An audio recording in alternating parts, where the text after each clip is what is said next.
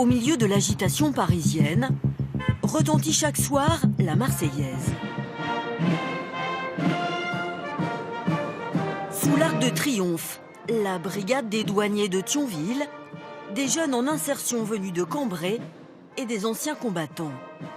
Tous rendent hommage au soldat le plus célèbre de France, mais dont personne ne sait rien.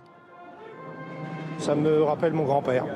C'est important d'honorer sa mémoire pour que 100 ans après on en parle encore. Il est inconnu, c'est le soldat inconnu. Donc c'est ça qui fait son mythe. La même cérémonie solennelle depuis 98 ans. 11 novembre 1920, le cercueil du soldat inconnu arrive sous l'Arc de Triomphe. Il est le fils de toutes les mères qui n'ont pas retrouvé leur fils. Il est l'époux de toutes celles dont le foyer a été prématurément brisé.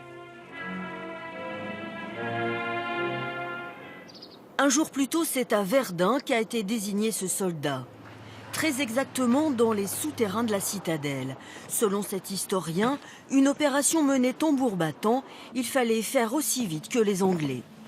Le Royaume-Uni a déclaré que le 11 novembre 1920, il inhumerait à Westminster donc l'un de ses enfants disparus. La France doit organiser la cérémonie donc très vite, organiser le choix très vite. 8 cercueils sont réunis dans cette pièce, reconstituée aujourd'hui à l'identique. Sous les drapeaux, des soldats morts sur différents champs de bataille. Pas de nom, aucun objet personnel et toutes les précautions pour qu'ils ne puissent être identifiés. On va prendre le soin de permuter les cercueils de façon à ce qu'on ne puisse pas associer un cercueil à un secteur du front. Donc, le corps qui sera choisi, on ne saura pas de quel secteur du front il provient.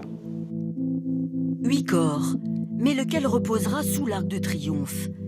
Le ministre de la Guerre, André Maginot, va confier ce choix délicat au 2e classe Auguste Tin, commis épicier dans le civil. Des années plus tard, il raconte son histoire. Monsieur Maginot m'a remis un bouquet en me disant « Le cercueil sur lequel vous déposerez ce bouquet sera celui qui ira sous l'Arc de Triomphe. » Comment choisir? S'en remettre au hasard ou bien inventer une drôle de formule mathématique? Le soldat Tin choisit la seconde option. Je voulais donner une raison à mon choix. Je voulais pas dire, quand on me questionnerait, je sais pas, je mis ça comme ça. Il fallait absolument que je trouve un motif. Ce motif, je l'ai trouvé en regardant l'exécution de mon régiment. 1 et 3, 4 et 2, 6. Le 132 faisait partie du 6e corps d'armée. Alors je pensais, je choisirais le 6e corps. C'est donc le 6e soldat qui repose sous l'Arc de Triomphe. Les 7 autres corps sont enterrés au cimetière militaire de Verdun. Toujours inconnu, mais beaucoup moins célèbre.